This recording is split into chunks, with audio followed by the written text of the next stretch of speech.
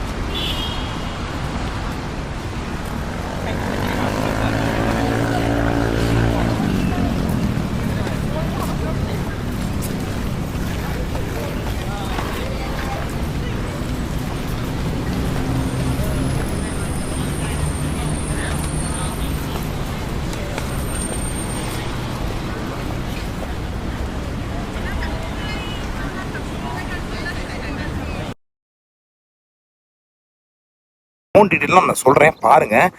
மெயினான இடம் மிக மிக டெவலப் ஆக போகுது. அங்கே பாருங்கள் சோலார் ஃபேக்ட்ரி கட்ட போகிறாங்க. சீக்கிரம் வரவங்களுக்கு தான் முன்னுரிமை கொடுக்கப்படும். பாருங்கள், இந்த இடத்துல 60 ஏக்கருக்கு மேலே இங்கே இருந்து அதான் அது ஃபுல்லாகவே கிட்டத்தட்ட வரப்போகுது. அப்படியே இது நம்ம இடம். இங்கே பாருங்கள், இது ஒரு ரோடு. இந்த பிளாட்டு எவ்வளோ பெரிய இது plot size? 30x40 plot size. Main ரோட்லேயே இருக்கு. 1200 சதுரடியா? அந்த சதுரடியை காட்டுங்க அப்படி சும்மா.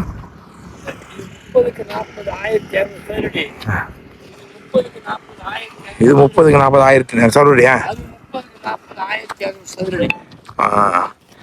நல்லா இருக்கு உண்மையாவே. மெயின் இது கார்னர் ரோடு.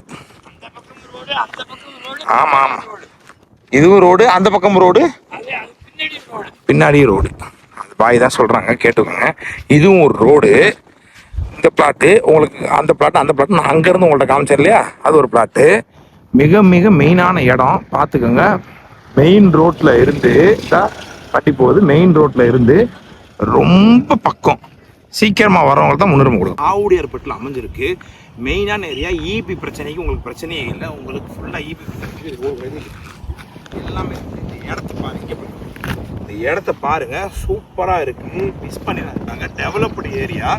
விரைவில் தான் முன்னுரிமை கொடுக்கப்படும். நல்லா சில்லுன்னு இருக்கு காற்று. சூப்பராக இருக்கு, செம்மையாக இருக்குது. இந்த பக்கம் வந்தீங்கன்னா நீங்கள் விழுப்புரத்துலேருந்து திருக்கனூருக்கு போட்டு, அதாவது கிட்டத்தட்ட துறவின்னு ஒரு ஏரியா இருக்குது. அந்த துறவியிலேருந்து கிட்டத்தட்ட வெறும் 2 நிமிஷம் தான் உள்ளே வந்தால்